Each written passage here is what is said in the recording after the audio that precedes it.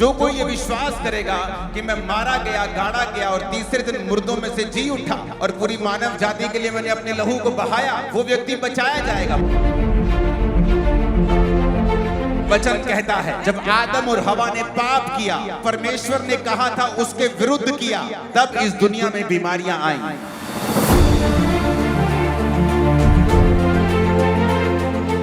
परमेश्वर का पुत्र इसीलिए आया है कि वो शैतान के कामों का नाश करे।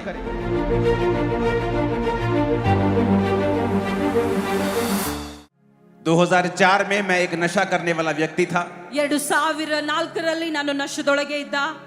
मैं एक कंप्यूटर इंजीनियर हूं। ನಾನು ಕಂಪ್ಯೂಟರ್ ಇಂಜಿನಿಯರ್ ಮಾಡಿದ್ದೇನೆ। मेरे दादाजी इनकम टैक्स ऑफिसर थे। ನನ್ನ ತಾತವರು ಇನ್ಕಮ್ ಟ್ಯಾಕ್ಸ್ ಆಫೀಸರ್ ಆಗಿ ಇದ್ದರು। जब उनको कैंसर हुआ तो क्रिश्चियन लोग हमारे घर पर प्रार्थना करने के लिए आते थे ताकि वो ठीक हो जाएं। ಅವರಿಗೆ ಕ್ಯಾನ್ಸರ್ ಆದಾಗ ಕ್ರೈಸ್ತರು ನಮ್ಮ ಮನೆಗೆ ಬರ್ತಾ ಇದ್ದರು ಪ್ರಾರ್ಥನೆ ಮಾಡುವುದಕ್ಕಾಗಿ।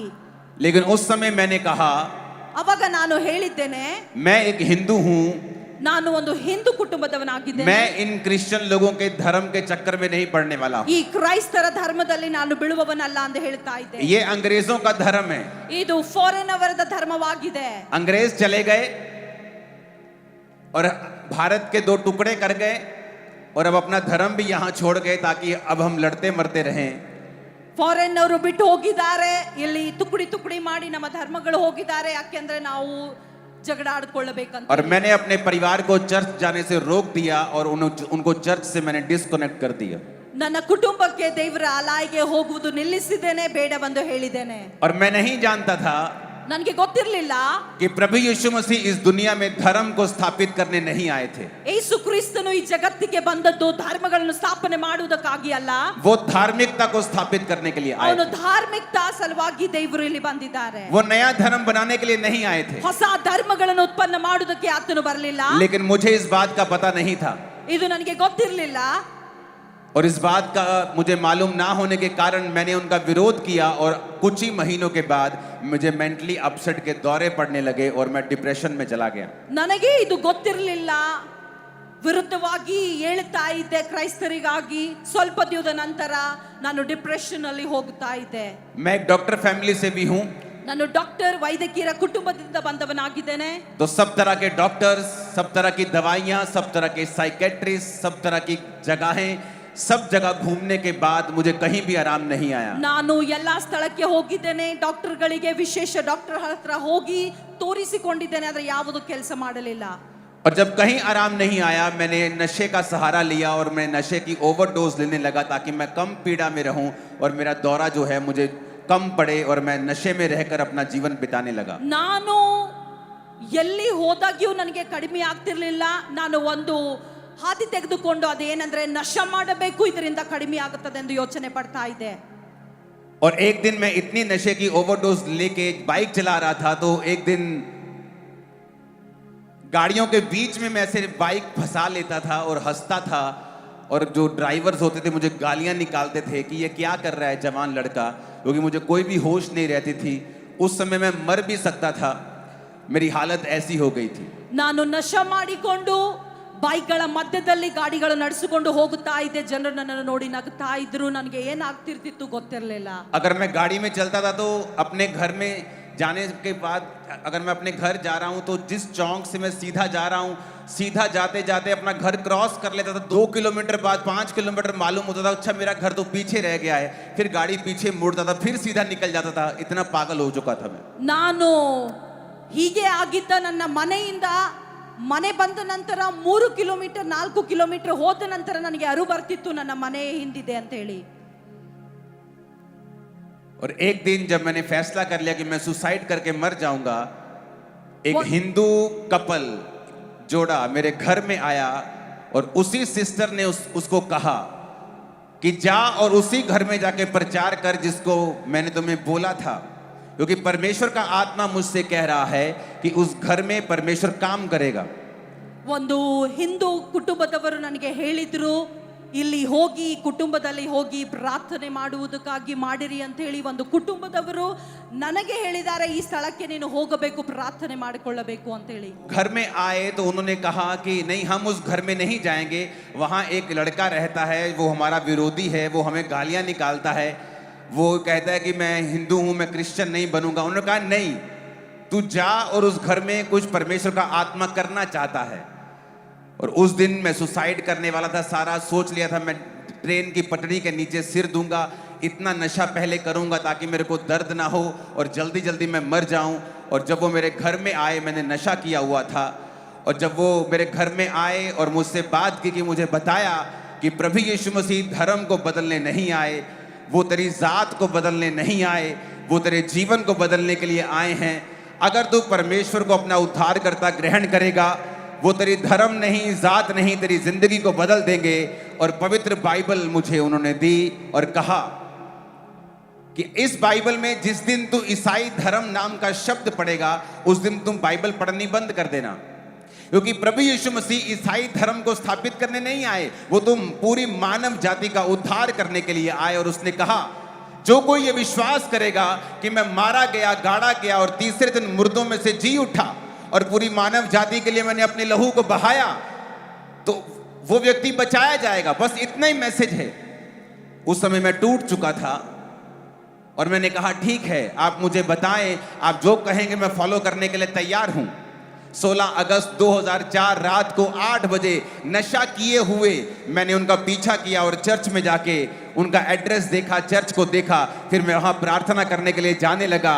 परमेश्वर ने नशों से आजाद किया, बीमारियों से आजाद किया, साफ करके खड़ा किया. और यही मैसेज आज मैं आपको देने के लिए आया हूं.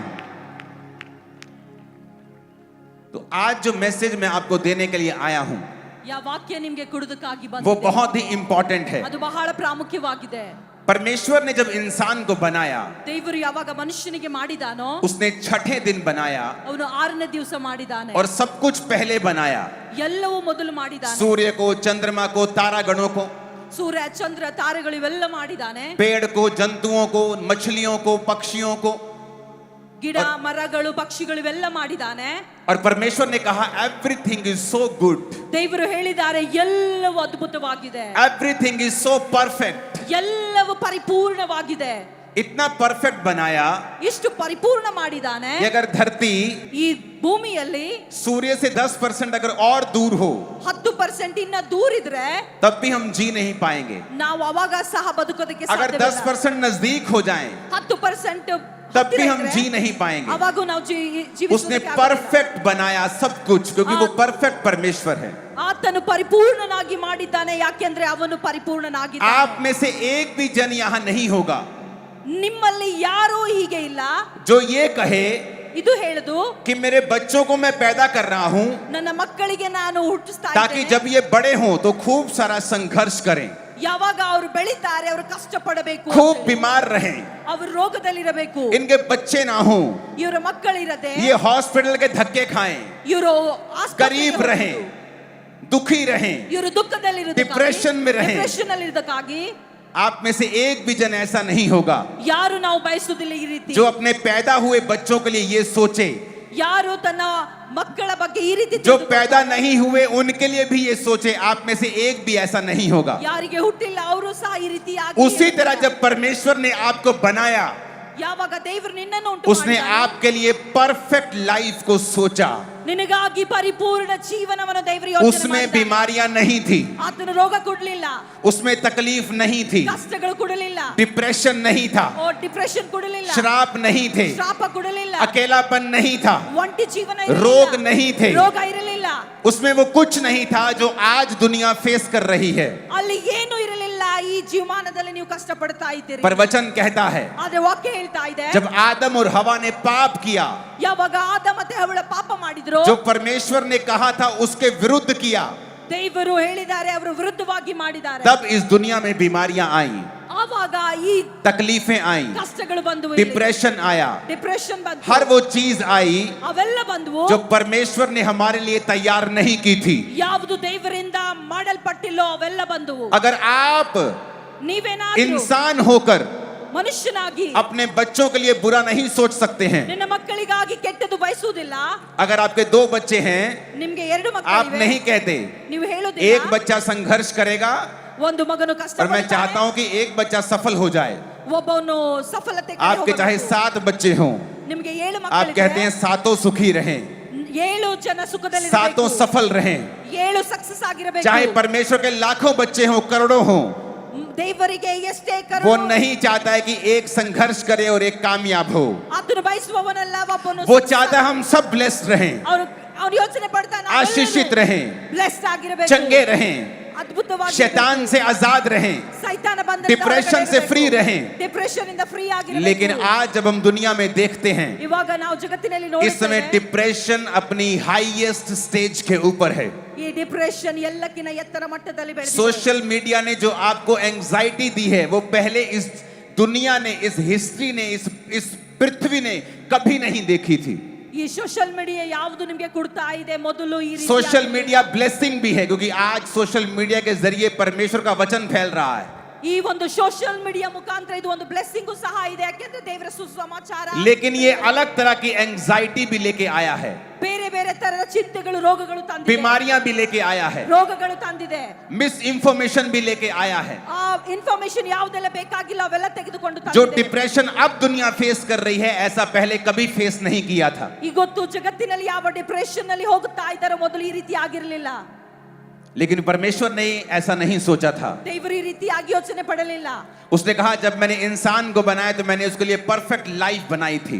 ಯಾವಾಗ ಮನುಷ್ಯನಿಗೆ ನಾನು ಮಾಡಿದ್ದೇನೋ ಪರಿಪೂರ್ಣ ಜೀವನವನ್ನು ಮಾಡಿದ್ದೇನೆ. ये शैतान चाहता था कि हम ऐसी लाइफ जिए जो दुखों से भरी हुई हो। ಸೈತಾನನು ಬಯಸ್ತಾ ಇದ್ದನು ನಾವು ಈ ಜೀವನ ಕಳಿಬೇಕು ದುಃಖದಲ್ಲಿರುವುದು. परमेश्वर नहीं चाहता था, ದೇವರು ಬಯಸ್ತಾ ಇಲ್ಲ.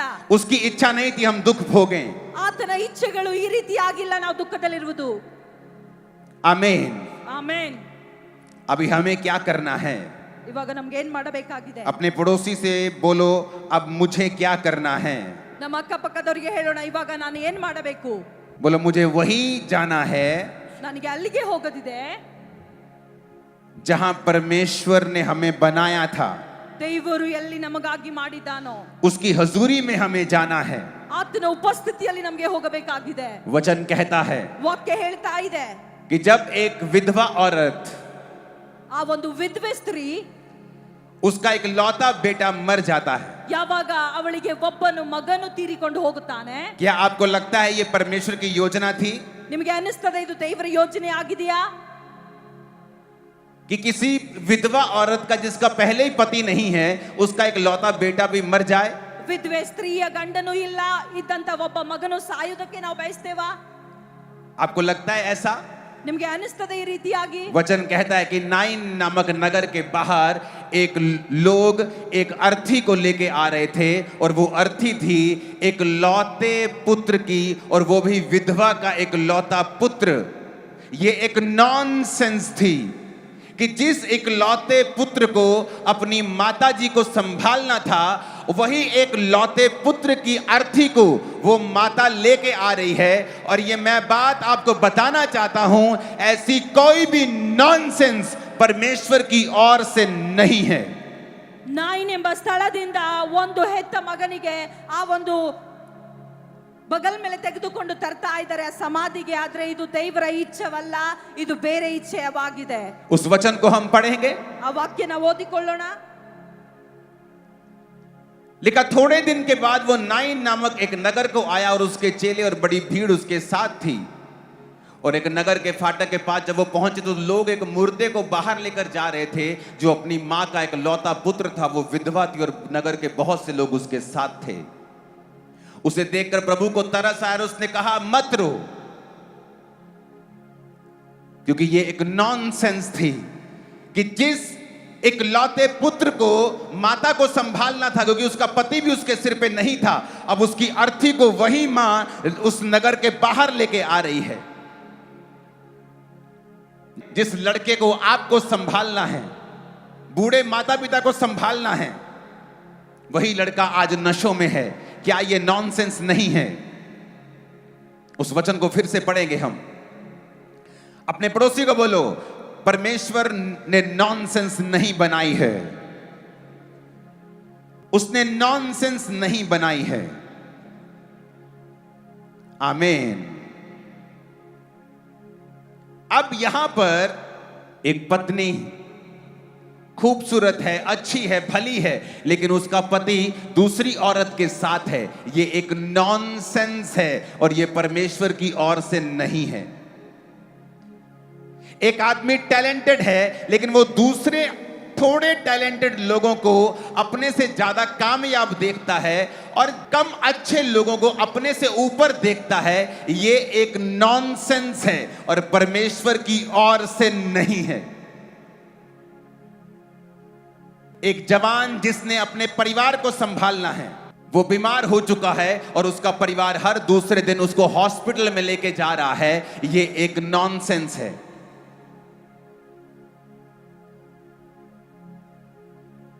वो नशे करने वाला व्यक्ति जिसने परिवार को संभालना था, पत्नी को संभालना था, उसकी पत्नी अब उसी पति को बार बार नाली के गड्ढों से इकट्ठा करती है क्योंकि वो शराबी हो चुका है। ये एक नॉनसेंस है और सारी नॉनसेंस का जो करता है वो शैतान है। ये परमेश्वर की ओर से नहीं है। जब पढ़ाई करने के बाद मेरा अपने परिवार को सपोर्ट करने का टाइम था, उस समय मैं डिप्रेशन में चला गया, मैं सुसाइड करने में चला गया, नशों में चला गया। ये क्या है? एक नॉनसेंस है। और वचन एक बात हमें कहता है कि परमेश्वर इसीलिए धरती के ऊपर आए हैं कि सब प्रकार की नॉनसेंस को हमारी जिंदगियों से खत्म करें। हम इस वचन को अपनी स्क्रीन के ऊपर फिर से देखेंगे। अपने पड़ोसी को बोलो, परमेश्वर इसलिए आए कि हमारी जिंदगियों से सारी नॉनसेंस खत्म हो जाए। पहला यूहन्ना 3 उसकी 8 आयत को हम पढ़ेंगे।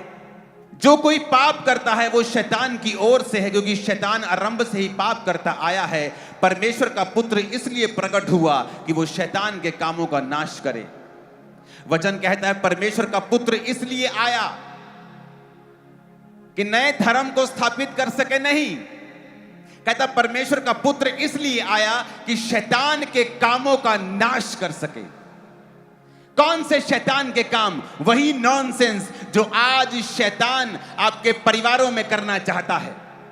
आज जो वो लोगों की जिंदगियों में कर रहा है, लोगों के पारिवारिक जीवन में वो कर रहा है, फाइनेंशियल लाइफ में कर रहा है। बाइबल कहती है परमेश्वर का आत्मा, परमेश्वर प्रभु यीशु मसीह कहते हैं अपने वचन में कि मैं इसीलिए आया हूं, परमेश्वर का पुत्र इसीलिए आया है कि वो शैतान के कामों का नाश करे। आज जो लोग इस वचन को मानेंगे, मैं आपकी लाइफ के ऊपर भविष्यवाणी करके जा रहा हूं, हर प्रकार का शैतान का काम आपकी लाइफ, परिवार और आपके फाइनेंस से सदा के लिए खत्म होगा यीशु मसीह के सामर्थी नाम में। आमीन। ऊंचे वाला चाहिए चर्च। मैंने कहा आमीन, ऊंचे वाला चाहिए चर्च। ये कैसे हो सकता है? परमेश्वर ने कहा कि मैं जहां से जा रहा हूं वहां से एक विधवा औरत अपने एक लौते पुत्र को, और वो भी उस नगर से जो हंसी का, खुशी का प्रतीक है, वहां से लेके आ रही है। ये नॉनसेंस मैं बर्दाश्त नहीं करूंगा। परमेश्वर ने कहा मत रो, मत रो। और बाइबल कहती है उसने जवान की अर्थी के पास जाकर उससे छुआ और कहा हे जवान उठ जा। और लिखा वो जवान उठ गया, वो मुर्दा उठ गया और सब लोग परमेश्वर की महिमा करने लगे। और उसने उस मुर्दे को उठाकर, जवान को उठाकर अपनी मां के हाथ में सौंप दिया। और परमेश्वर ने एक मैसेज दिया कि मैं वही हूं, मैं परमेश्वर का बेटा हूं, मैं तुम्हारी जिंदगी में नॉनसेंस को खत्म करने के लिए आया हूं।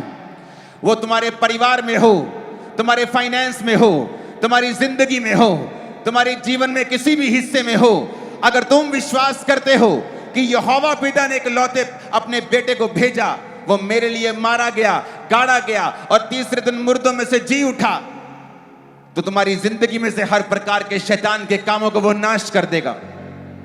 आपने स्कूलों, कॉलेजों के बाहर क्रॉस को देखा होगा और आपने कहा होगा ये ईसाइयत की निशानी है, ये ईसाई लोगों का स्कूल है, ये ईसाई लोगों का चर्च है। वो क्रॉस ईसाइयत की निशानी नहीं है। वो क्रॉस उन अपराधियों को दी जाती थी जो सबसे गहरे अपराधी होते थे, सबसे बड़े अपराधी होते थे, और उनको वो सबसे शर्मनाक मौत उस क्रॉस के ऊपर दी जाती थी। प्रभु यीशु मसीह का वचन कहता है कि वो उस क्रॉस की मृत्यु के लायक नहीं था, क्योंकि उसमें एक भी गुनाह नहीं था।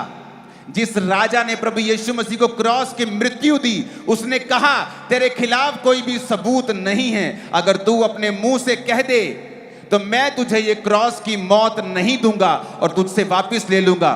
प्रभु यीशु मसीह ने कहा ये क्रॉस की मृत्यु मैं खुद चुनता हूं, मैं अपने लोगों के लिए इस अनादर को सहूंगा, इस नॉनसेंस को सहूंगा, ताकि मेरे लोग अनादर से, नॉनसेंस से और शैतान के सारे बंधनों से बाहर आ सकें। और वचन कहता है यीशु ने उस क्रूस की मृत्यु को सहा। वो क्रूस जो अपराधियों को दिया जाता था, परमेश्वर ने उस क्रूस की मृत्यु को सहकर वो मारा गया और गाड़ा गया और तीसरे दिन मुर्दों में से जी उठा। क्रिश्चियनिटी कन्वर्जन का नाम नहीं है। उसका मतलब है कि आप विश्वास करते हैं कि परमेश्वर ने जो दुनिया को परफेक्ट और लाइफ को परफेक्ट बनाया था और इंसान ने पाप के कारण उस परफेक्शन को खो दिया, और जो खो दिया था उसी को वापस दिलवाने के लिए पिता ने अपने बेटे प्रभु यीशु मसीह को भेजा। और आज जो कोई व्यक्ति प्रभु यीशु मसीह को अपना उद्धार करता ग्रहण करता है, परमेश्वर उसकी जिंदगी में फिर से सारी नॉनसेंस को खत्म करते हैं। वो जीवन जो मेरा होना चाहिए था कि मैं अपने माता पिता को सपोर्ट करूं, फिर से परमेश्वर ने नॉनसेंस को खत्म किया। आज मैं अपने परिवार को और मेरी पत्नी अपने परिवार को सपोर्ट कर रही है, हम उनको अच्छे से संभाल रहे हैं, क्योंकि वो नॉनसेंस खत्म हो गई। जो मैं नशा करता था वो खत्म हो गया। जवान होकर भी मैं बीमार था, वो बीमारी खत्म हो गई, क्योंकि परमेश्वर बाइबल कहती है शैतान के कामों का नाश करने के लिए आया। जब एक जवान औरत गर्भ का फल ना होने के कारण शर्मिंदगी को सहती है और प्रभु से कहती है ऐसा क्यों हुआ, जबकि वचन ये कहता कि परमेश्वर ने आदम और हवा को जब बनाया तो उनसे कहा be fruitful and be multiply. ये परमेश्वर की परफेक्ट इच्छा थी एक जोड़े के लिए कि वो फलदायक हों और बहुत बढ़ें। लेकिन आज जब बच्चा नहीं होता है तो ये परमेश्वर की मर्जी नहीं है। परमेश्वर चाहता है कि आप फलदार हों, आप फल लाएं, आपके गर्भ फलदार हों, आपके बिजनेस फल लाएं। और इसीलिए जब आप प्रभु यीशु मसीह को ग्रहण करते हैं और परमेश्वर के सम्मुख जाते हैं और आप परमेश्वर को बोलते हैं कि प्रभु मैं तेरी ओर आया हूं, अब मुझे समझ आ गई है कि तू इस धरती के ऊपर धर्म को बदलने के लिए नहीं आया, बल्कि मेरी जिंदगी की नॉनसेंस को खत्म करने के लिए आया है। तू मेरे दुखों को खत्म करने के लिए आया है, मेरी लाइफ को परफेक्ट बनाने के लिए आया है। आप समझ जाते हैं फिर जब आप प्रभु यीशु मसीह के वचनों को ग्रहण करते हैं, आप फिर से वही जीवन प्राप्त करते हैं जिस जीवन के लिए आपको बनाया गया था। जो ओरिजिनल में आदम और हवा को बनाया गया था, आप वही जीवन अपनी लाइफ में फिर पाते हैं और फिर वो सारी नॉनसेंस शैतान की खत्म होती है। आज आपको क्या करना है? आपको कुछ नहीं करना है, आपको सिर्फ विश्वास करना है जो प्रभु यीशु मसीह ने आपके लिए कर दिया है। वचन कहता है मत्ती 3 उसकी 2 आयत में परमेश्वर ने कहा मन फिराओ, क्योंकि परमेश्वर का राज्य निकट आ गया है। अपने पड़ोसी को बोलो मन फिराओ। मन फिराओ का मतलब है ग्रीक भाषा में मेटामेनियो, जिसका मतलब है to reconsider, to think differently और आफ्टरवर्ड्स। तुम परमेश्वर के राज्य को देखना चाहते हो। कौन सा परमेश्वर का राज्य? वही राज्य जो आदम और हवा के पास था, जहां वो डिप्रेशन नहीं था, जहां वो शैतान के काम नहीं थे, जहां शांति थी, प्रभु की हजूरी थी, जहां इंसान आज पैसे के लिए स्ट्रगल कर रहा है, अपने परिवार को पालने के लिए माथे की पसीने की रोटी खाता है। यह परमेश्वर का परफेक्ट प्लान नहीं था। यह श्राप था परमेश्वर का जब उन्होंने पाप किया कि तू माथे के पसीने की रोटी खाया करेगा। यह परमेश्वर की परफेक्ट योजना नहीं थी। लेकिन वचन कहता है परमेश्वर ने फिर से हम पे दया की है, फिर से हम पे उसने कृपा दृष्टि की है कि अपने एक लौते पुत्र प्रभु यीशु मसीह को फिर से भेजा है कि हम फिर से उसी जीवन को पा सकें जिस जीवन के लिए परमेश्वर ने हमें बनाया था। तो वचन कहता है मन फिराओ, क्योंकि परमेश्वर का राज्य निकट आ गया है। कहां है परमेश्वर का राज्य?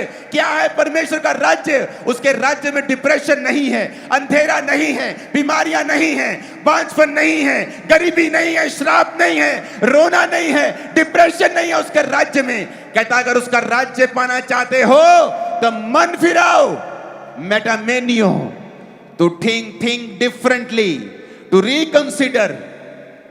अगर तुम उसी तरह सोचोगे जिस तरह मीडिया सोचता है, और उसने मुझे भी सोचने के लिए मजबूर कर दिया था कि ये तो क्रिश्चियनिटी, ये तो अंग्रेजों का धर्म है, ये तो गोरों का धर्म है, जबकि मुझे बाद में मालूम हुआ कि यीशु मसीह तो गोरों के देश में पैदा ही नहीं हुए, वो तो हमारे एशिया में पैदा हुए हैं।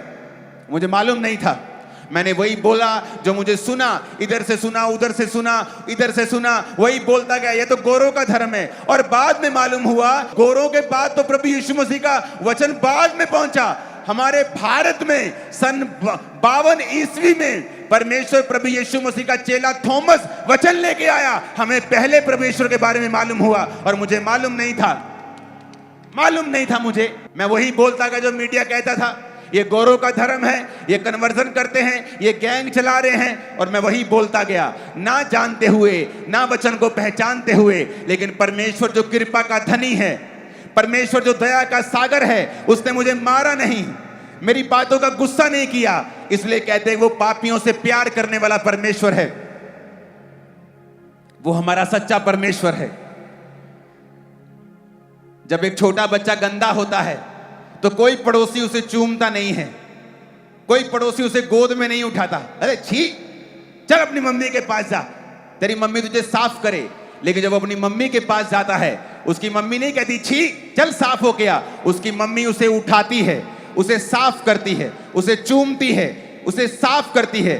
प्रभु यीशु मसीह हमारा असली बाप है। इससे पता चलता है कि उसने हमें मारा नहीं, उसने नहीं कहा साफ हो गया, उसने कहा मेरी बेटी, मेरे बेटे तू आ।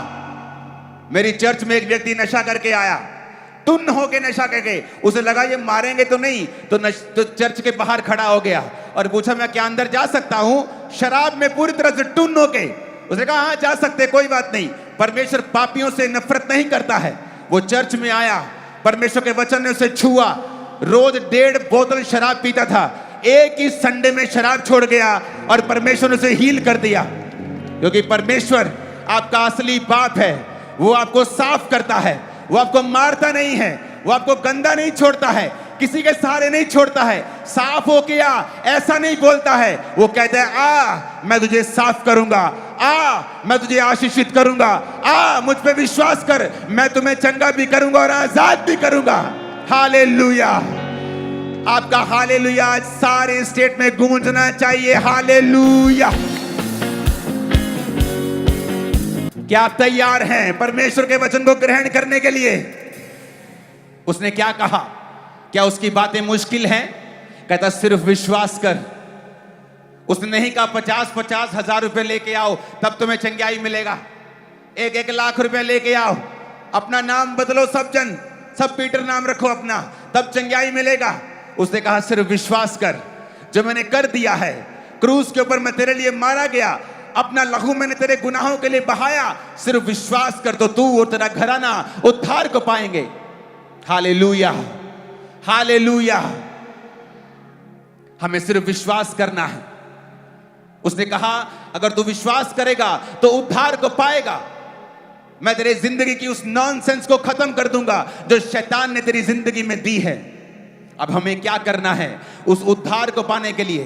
कहता मन फिराओ, मेटामेनियो, जिसका मतलब है थिंक डिफरेंटली। अगर तू उसी तरह से सोचेगा जिस तरह से तुझे मीडिया बुलाता है, जिस तरह तेरे पड़ोसी ने तुझे मिस इंफॉर्मेशन दी है, तुझे गलत गाइड किया है, अगर तू उसी तरह से सोचेगा तो परमेश्वर के उद्धार को खो देगा। अगर तू अलग तरह से सोचेगा कि परमेश्वर ने इंसान को बनाया, इंसानों ने आकर अलग अलग जातियों को बना दिया, परमेश्वर ने कोई जाति नहीं बनाई, सब इंसानों को एक सा बनाया, समान बनाया। हमने सब कुछ उथल पुथल, नीचा ऊंचा, इधर उधर सब गड़बड़ कर दिया हम लोगों ने। परमेश्वर ने ऐसा नहीं किया था। आप अपने एक बेटे को छोटा और दूसरे को ऊंचा नहीं करते हैं, आप सब बच्चों को समान रखते हैं। प्रभु ने भी समान बनाया, लेकिन हमने, इंसान ने धरती पर आकर सब कुछ उलट पुलट कर दिया। प्रभु यीशु मसीह उसी उलट पुलट चीज को ठीक करने के लिए आए हैं। इसीलिए बाइबल को गॉस्पल कहते हैं, गुड न्यूज कहते हैं। ये गुड न्यूज जब आपके घरों में जाती है, आपका फाइनेंस, आपकी लाइफ, आपकी वाइफ, आपका हस्बैंड, आपके बच्चे, आपकी सेहत, सब कुछ अच्छी तरह से परमेश्वर में चलने लगती है, और यही गुड न्यूज है। आमीन। आप विश्वास करेंगे आज जो मैं आपसे कहूंगा? कैसे उद्धार हुआ लोगों का? जब आप थिंक डिफरेंटली, जब आप अलग तरीके से सोचते हैं, जब आप सोचते हैं कि हाँ वाकई जो ये कह रहे हैं, जाइए बाइबल ले जाइए घरों में। आप यीशु मसीह को नहीं जानते, जाइए वचन पढ़िए, और जिस दिन आपको ईसाई धर्म नाम का शब्द मिले, बाइबल पढ़नी बंद कर दीजिए, क्योंकि प्रभु यीशु मसीह आपको चंगा करने के लिए, आपको यही बाइबल में मिलेगा। आपको ब्लेस करने के लिए आए, उद्धार देने के लिए आए, नया जीवन देने के लिए आए, आपकी नॉनसेंस को खत्म करने के लिए आए, जिस तरह उसने किया। बाइबल कहती है एक औरत जो लहू बहने की रोगन थी 12 साल से, सारा पैसा उसने उड़ा दिया, डॉक्टर्स के ऊपर, वैद्यों के ऊपर, सब पैसा उड़ा दिया, और फिर ठीक नहीं हुई। और जब उसे मालूम हुआ कि यहां से प्रभु यीशु मसीह आज गुजरेंगे, तो उसने देर नहीं की। आपको देर नहीं करनी है। अगर आपको आज मालूम होता है कि विश्वास करने से मैं उद्धार पाऊंगा, तो अगला काम आपका है कि पहला काम है विश्वास करना, और दूसरा काम है उस विश्वास के अनुसार कदमों को उठाना, प्रभु यीशु मसीह को अपना उद्धारकर्ता ग्रहण करना। अगर आप अलग तरीके से नहीं सोचेंगे, हो मेरा रिश्तेदार क्या कहेगा, मेरी मम्मी पापा क्या कहेंगे, अगर आप इसी तरह से सोचेंगे, आप उद्धार नहीं पा सकते हैं। मेरी फैमिली बोलती थी जब मैं मसीह में आया कि मत चर्च जा, तब मैं उनको रोकता था। एक समय था जब मैं प्रभु में चलने लगा तो फिर वो मुझे रोकने लगे, मत जा चर्च, नशे करने कर ले, चर्च में नहीं जाना है। ಅವರು ಹೇಳ್ತಾ ಇದ್ರು, ನೀನು ನಶ ಮಾಡು ಆದ್ರೆ ಚರ್ಚಿಗೆ ಹೋಗಬೇಡ ಎಂದು ನನ್ನ ತಂದೆ ತಾಯಿ लेकिन मैंने ठान लिया था कि मैं सिर्फ परमेश्वर के वचनों के ऊपर चलूंगा, अलग तरह से सोचूंगा, तभी उद्धार पाऊंगा। ನಾನು ನಿರ್ಧಾರ ತೆಗೆದುಕೊಂಡಿದ್ದೆ, ನಾನು ಚರ್ಚಿಗೆ ಹೋಗುತ್ತೇನೆ। आज मैं भी उद्धार पा चुका हूं, और मेरा वो परिवार जो मुझे रोकता था वो भी उद्धार पा चुका है। ಇವತ್ತು ನಾನು ರಕ್ಷಣೆ ಹೊಂದಿದ್ದೇನೆ, ನನ್ನ ಕುಟುಂಬ ಸಹ ರಕ್ಷಣೆ ಹೊಂದಿದೆ। Hallelujah, hallelujah, hallelujah. उस औरत ने कहा मैं एक अशुद्ध औरत हूं, क्योंकि वो लहू बहने वाली रोगन थी। अगर वो इंसान को छूती तो पत्थर वाह कर दी जाती, इसलिए उसने कहा था मैं उसको छूंगी नहीं, बल्कि उसके कपड़े के छोर को, धागे को छूंगी। ಆ ಸ್ತ್ರೀ ಹೇಳ್ತಾ ಇದ್ದಳು, ಆ ಬಟ್ಟೆಗಳನ್ನೇ ನಾನು ಹಿಡಿತೀನಿ ಅಂತ ಹೇಳಿ। जक्कई जो चुंगी लेने वालों का सरदार था, एक टैक्स मास्टर था, टैक्स ऑफिसर था। जब उसको मालूम हुआ कि प्रभु यीशु मसीह आज यहां से गुजरेंगे, तो उसने भी अलग तरह से सोचा। उसने ये नहीं सोचा मैं बड़ा ऑफिसर हूं, मैं तो कमांड करूंगा कि यीशु मसीह मेरे घर में आओ। उसने अलग सोचा, उसने कहा नहीं, मैं गूलर के पेड़ पे चढ़ गया। उसने बेइज्जती की परवाह नहीं की कि लोग क्या सोचेंगे, अरे भाई साहब इतना बड़ा ऑफिसर कहां चढ़ा पेड़ के ऊपर। वो नाटा था, लोग मजाक उड़ाएंगे, ए नाटे कहां चढ़ा है पेड़ के ऊपर। उसने कहा नहीं, आई विल थिंक डिफरेंटली। आज वो सोचने का समय नहीं है। यीशु मसीह जब आ गए हैं सामने, तो अलग तरह से सोचना है अगर उद्धार पाना है। तो यीशु मसीह ने उसकी ओर देखा और कहा, हे जक्कई नीचे आ जा, क्योंकि मैं तेरा एफर्ट देख चुका हूं, मैं तेरा प्रयत्न देख चुका हूं, तूने अलग तरह से सोचा है। अब तू और तेरा घराना उद्धार को पाएंगे। आज आप भी उद्धार पाएंगे। मैं स्पिरिट में देख रहा हूं आपका घराना भी उद्धार पाएगा। मैं स्पिरिट में देख रहा हूं आपका शरीर भी उद्धार पाएगा और बीमारियों से आजाद होगा। मैं स्पिरिट में देख रहा हूं आपका फाइनेंस भी आजाद होगा। यीशु मसीह के नाम में आमीन। ऊंचे वाला चाहिए church. Hallelujah, hallelujah. Think differently. ಬೇರೆಯಾಗಿ ಯೋಚನೆ ಮಾಡೋಣ। अपने पड़ोसी को बोलो अलग तरह से सोचना है। ಅಕ್ಕಪಕ್ಕದವರಿಗೆ ಹೇಳೋಣ, ಬೇರೆಯಾಗಿ ಯೋಚನೆ ಮಾಡೋಣ। उसे कहा मैं पेड़ पे चढ़ जाऊंगा, ನಾನು ಗಿಡದ ಮೇಲೆ ಏರುತ್ತೇನೆ, देखी जाएगी। ಏನಾಗುತ್ತದೆ ನೋಡೋಣ। इज्जत की कोई परवाह नहीं, देखी जाएगी। ಮರ್ಯಾದೆ ಪರವಾಗಿಲ್ಲ। रिश्तेदार क्या सोचेंगे बाद में देखेंगे। ಕುಟುಂಬದವರು ಏನು ಯೋಚನೆ ಮಾಡ್ತಾರೆ, दोस्त क्या बोलेंगे बाद में देखेंगे। ಸ್ನೇಹಿತರು ಏನು ಯೋಚನೆ ಮಾಡ್ತಾರೆ, फैमिली क्या बोलेगी बाद में देखेंगे। ಕುಟುಂಬ ಏನಂತದೋ ಆಮೇಲೆ ನೋಡೋಣ। आज मुझे यीशु मसीह को लेके ही जाना है इधर से। ಈಗೊತ್ತು ನನಗೆ ಯೇಸು ಕ್ರಿಸ್ತನಿಗೆ आज आपको यीशु को दिलों में लेके जाना है इधर से। ಈಗೊತ್ತು ಯೇಸು ಕ್ರಿಸ್ತನಿಗೆ ತೆಗೆದುಕೊಂಡು ಹೋಗಬೇಕು। जब दिलों में लेके जाएंगे यीशु को इधर से, ಇಲ್ಲಿಂದ ನೀವೆಲ್ಲರೂ ತೆಗೆದುಕೊಂಡು ತೆಗೆದುಕೊಂಡು ಹೋಗುವೆ. सारी नॉनसेंस इसी साल में आपकी लाइफ से सदा के लिए खत्म हो जाएगी. ಯಾವುದೆಲ್ಲ ಬೇಡವಾಗಿದೆ ಅದೆಲ್ಲವನ್ನು वो ದೇವರು नॉनसेंस परिवार की हो, फाइनेंस की हो, लाइफ की हो, सेहत की हो, यीशु मसीह उसे खत्म कर देंगे आपकी जिंदगियों से यीशु के नाम में. ಯಾವುದೇ ಸಮಸ್ಯೆ ಇರಲಿ ನಿಮ್ಮ ಜೀವಮಾನದಲ್ಲಿ ಯೇಸು ಕ್ರಿಸ್ತನು ಅದನ್ನು ನಾಶ ಮಾಡಕ್ಕೆ ಹೋಗುತ್ತಾ ಇದ್ದಾನೆ. आमीन. ಆಮೆನ್. अलग तरह से सोचना पड़ेगा. उस टैक्स ऑफिसर ने, इतना अमीर टैक्स ऑफिसर, ಆ ಸುಂಕ इतना ವಸೂಲಿ प्रभावी टैक्स ऑफिसर ಇಂತ ದೊಡ್ಡ ಆಫೀಸರ್ गूलर के पेड़ पे चढ़ गया. ಅವನು ಮರದ ಮೇಲೆ ಏರಿ उसे ये मालूम था कि आज साधारण दिन नहीं है. ಅವನಿಗೆ ಗೊತ್ತಿತ್ತು ಇವತ್ತು ಸಾಧಾರಣ उसका ದಿನವಲ್ಲ. दिल ये बताता था कि आज साधारण दिन नहीं है. ಅವನ ಮನಸ್ಸು ಹೇಳ್ತಾ ಇತ್ತು ಇವತ್ತು ಸಾಧಾರಣ क्या ದಿನವಲ್ಲ. आज आप परमेश्वर की प्रेजेंस को महसूस नहीं कर रहे यहाँ पे? ಏನು ಇವತ್ತು ದೇವರ ಉಪಸ್ಥಿತಿ आपको अंदर से पता है आज साधारण दिन नहीं है. ನಿನಗೆ ಗೊತ್ತಿದೆ ಒಳಗಿಂದ ಇವತ್ತು ಸಾಧಾರಣ ದಿನವಲ್ಲ. आपको क्या लगता है कि इन लाइटों की वजह से या साउंड की वजह से यहाँ आपको प्रभु की प्रेजेंस नजर आ रही है? ನಿಮಗೆ ಅನಿಸ್ತಾ ಇರಬಹುದು ಲೈಟ್ ಗಳಿಂದ ದೇವರ ಉಪಸ್ಥಿತಿ ये ಕಾಣ್ತಾ ಇದೆ. लाइट साउंड ना भी हो, आप तब भी उसकी प्रेजेंस को महसूस करेंगे यहाँ पर ग्राउंड में बैठे बैठे भी. ಲೈಟ್ ಇಲ್ಲ ಅಂದ್ರೂ ಸಹ ದೇವರ ಉಪಸ್ಥಿತಿ ನೀನು ಮಾಡಿ. और आपके दिल को पता है कि आज साधारण दिन नहीं है. ಇವತ್ತು ನಿನ್ನ ದೃಢ ವಿಶ್ವಾಸ ಮಾಡಿಕೊ. आज एक बुलाहट है परमेश्वर की आपको कि मेरी बेटे, मेरी बेटी, मेरी ओर आ, मैं तेरी जिंदगी की सारी नॉनसेंस को खत्म कर दूंगा जो शैतान ने तुम्हें दी है. ಇವತ್ತು ದೇವರ ಕರೆ ಇದೆ ನಿನಗೆ. जिस दिन से मैं परमेश्वर में आया हूं, ಯಾವ ದಿನ ನಾನು ದೇವರಲ್ಲಿ ಬಂದಿದ್ದೇನೋ हर दिन हर दिन हर दिन हर दिन ಎಲ್ಲಾ ದಿನಗಳು कुछ ना कुछ नॉनसेंस मेरी जिंदगी से खत्म हुई है. ಓ ಬೇಡವಾದದೆಲ್ಲ ಕಳೆದು ಹೋಗ್ತಾ ಇದ್ದವು. हर रोज मैं बेहतर हुआ हूं ದಿನನಿತ್ಯ ಉತ್ತಮ ಮಟ್ಟಕ್ಕೆ ಹೋಗುತ್ತಾ क्योंकि ये ಇದೆ. परमेश्वर का प्लान है मेरी लाइफ के लिए ಇದು ದೇವರ ಯೋಜನೆ ನನ್ನ ಜೀವಮಾನದಲ್ಲಿದೆ. कि जब आप यीशु के पीछे चल पड़ते हैं, ಯಾವಾಗ ದೇವರ ಹಿಂದೆ ಹಿಂಬಾಲಿಸ್ತೀಯೋ वो आपकी जिंदगी को परफेक्ट करता जाता है. ಆತನು ನಿನ್ನ ಜೀವಮಾನ ಪರಿಪೂರ್ಣ ಮಾಡುತ್ತಾ ಹೋಗುತ್ತಾನೆ. वचन में लिखा हुआ है, ವಾಕ್ಯದಲ್ಲಿ जिनको ಬರೆಯಲ್ಪಟ್ಟಿದೆ. लगता है कि हम परफेक्ट नहीं हो सकते, ಯಾರಿಗೆಲ್ಲ ಅನಿಸ್ತದೆ इंसान ಆಗೋದಿಲ್ಲ. कभी परफेक्ट नहीं हो सकता. ಮನುಷ್ಯನು ಯಾವತ್ತೂ ಪರಿಪೂರ್ಣ वचन में ಆಗೋದಿಲ್ಲ. लिखा है तुम सिद्ध बनो ವಾಕ್ಯ ಹೇಳುತ್ತಾ ಇದೆ जिस तरह तुम्हारा ಸಿದ್ಧನಾಗುತ್ತಾ ಹೋಗು. स्वर्गीय पिता सिद्ध है. ಯಾವ ರೀತಿ ನಿನ್ನ ತಂದೆ ಇದ್ದಾನೆ. वचन में लिखा है धर्मी की ज्योति ಓ ಧರ್ಮಿಗಳು ಬೆಳಕಾಗಿದ್ದಾರೆ. दोपहर के प्रकाश की नाय बढ़ती ही रहेगी ಮಧ್ಯಾಹ್ನ ಬಿಸಿಲಿನ ಹಾಗೆ unto the ಬೆಳಗ್ತಾ perfect day. ಪರಿಪೂರ್ಣ ದಿನದಿಂದ धर्मी की ज्योति बढ़ती ही रहेगी, ನೀತಿವಂತರ ಬೆಳಕು ಬೆಳೀತಾ ಹೋಗುತ್ತದೆ. यानी धर्मी हर दिन बेहतर होगा, ನೀತಿವಂತನು ದಿನ ನಿತ್ಯ हर दिन ಉತ್ತಮ. नॉनसेंस से आजाद होगा. ಬೇಡವಾದದರಿಂದ ಹೋಗ ಹೊರಗಡೆ ಬರ್ತಾ ಇರ್ತಾನೆ. बाइबल कहती है, फिर उस वचन को पढ़ेंगे नाइन नामक नगर से, लुका 7 उसकी 11. अपने पड़ोसी को बोलो थोड़े दिन के बाद ಸ್ವಲ್ಪ ದಿವಸ ನಂತರ वो नाइन नगर से ನಾಯಿನ್ ನಗರದಿಂದ वापिस आ रहा था. ಮತ್ತೆ ಬರ್ತಾ ಇದ್ರು. आपको पता है नाइन का मतलब क्या है? ನಾಯಿನ एक ಅರ್ಥ ಏನಾಗಿದೆ? एक खुशनुमा जगह. ಒಳ್ಳೆ ಸ್ಥಳದಿಂದ. नाइन मतलब खुशनुमा.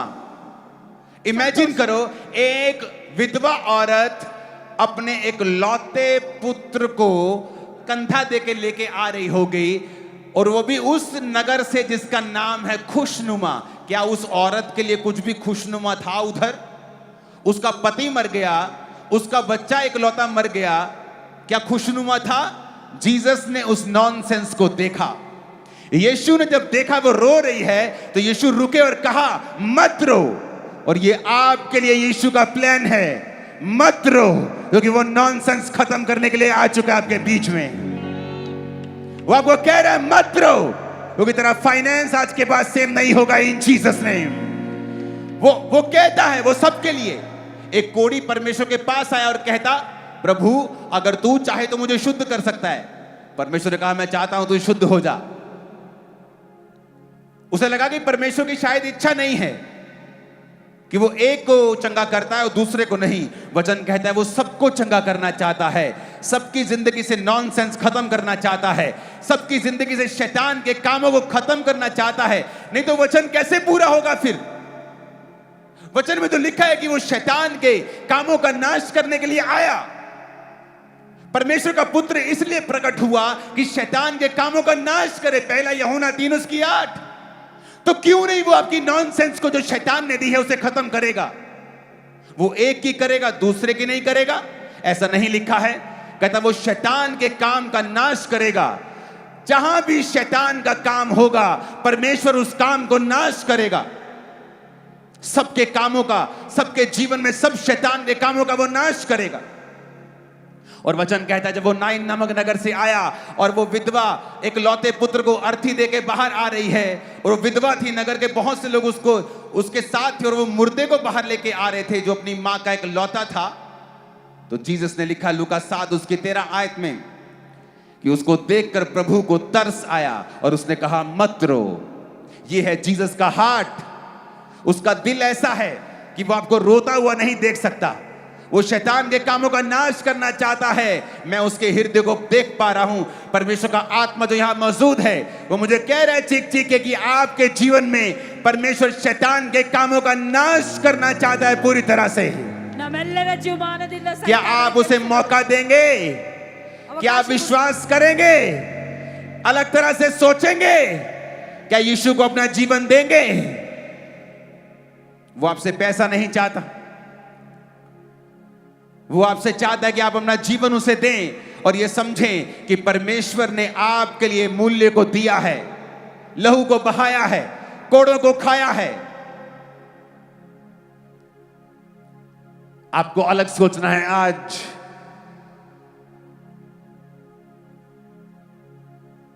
क्योंकि आज आप महसूस कर पा रहे होंगे कि आज प्रभु की हजूरी यहां पे मौजूद है। अपने हाथों को उठाएंगे,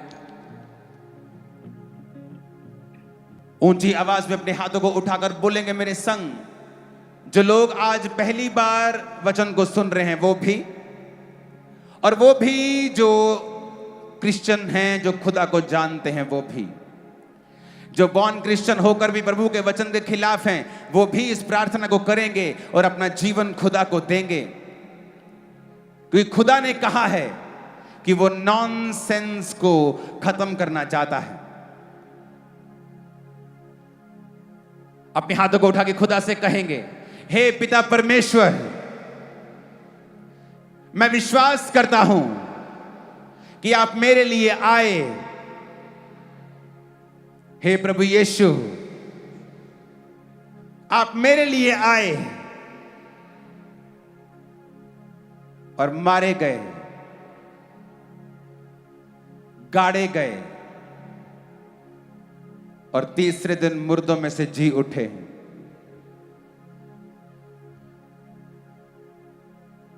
परमेश्वर खुद आया मुझे बचाने के लिए, अपने लहू को बहाया मेरे गुनाहों के लिए।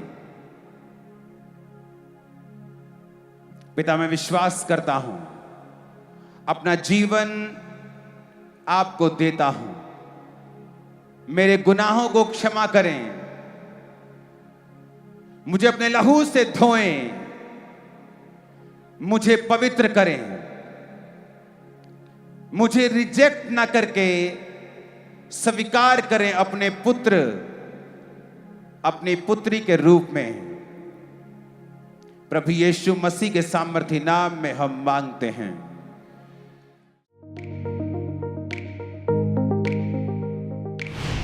परमेश्वर के दास के द्वारा दिए गए जीवित वचनों और गहरे आत्मिक भेदों को जानने के लिए